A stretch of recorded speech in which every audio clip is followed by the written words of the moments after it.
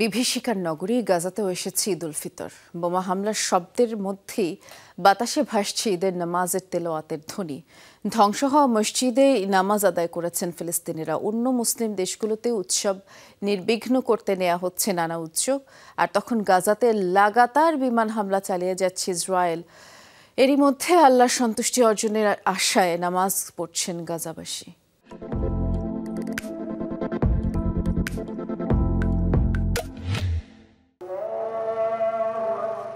Israeli হামলায় পুরোপুরি ধ্বংস হয়ে গেছে মসজিদ, কিন্তু মহান আল্লাহর জন্য প্রার্থনা তো আর বন্ধ হতে পারে না, বন্ধ হয়ওনি। ধ্বংসস্তূপের মধ্যেই ঈদ উল ফিতরের নামাজ আদায় করছেন ফিলিস্তিনিরা। এই দৃশ্য গাজার দেইর আল বালার। চোখে মুখে আতঙ্ক আর প্রতি মুহূর্তেই মৃত্যু হয়। এভাবেই কাটছে ফিলিস্তিনিদের এবারের ঈদ। তেল আবিবের বর্বরতায় টানা তৃতীয়বারের মতো বিভীষিকাময় পরিস্থিতিতে মুসলিমদের সবচেয়ে বড় ধর্মীয় উৎসব উদযাপন করছেন গাজার বাসিন্দারা।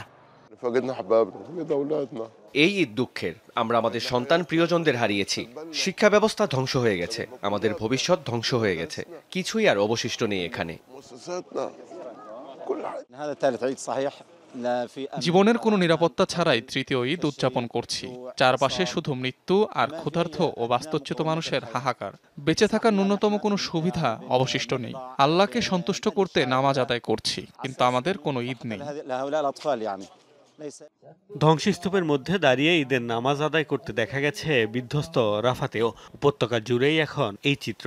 অন্য সব দেশের মুসলিমরা যেখানে নির্বিঘ্নে ঈদ উদযাপন করছেন, গাজায় সেখানে যে কোনো সময় বোমা হামলার ভয় নিয়েই কাটছে ঈদের দিন। ফিলিস্তিনিদের এই দুর্দশা দেখার যেন কেউ নেই। আমরা ঈদ উল ফিতরের জন্য এখানে এসেছি। চারদিকে গোলার শব্দের মধ্যেও নামাজ আদায় করতে এসেছি। খুবই কঠিন পরিস্থিতির মধ্যে আছি। অন্যরা যেখানে শান্তিতে নামাজ আদায় করছে, আমাদের সেখানে ধ্বংসস্তূপ আর বোমা বর্ষণের মধ্যেই নামাজ পড়তে হচ্ছে। ঈদের দিনও থেমে নেই ইসরায়েলি বর্বরতা। এদিনও উপত্যকার বিভিন্ন স্থানে বিমান হামলা চালিয়েছে নেতানিয়াহুর বাহিনী। মোস্তফা মাহমুদ, যমুনা নিউজ।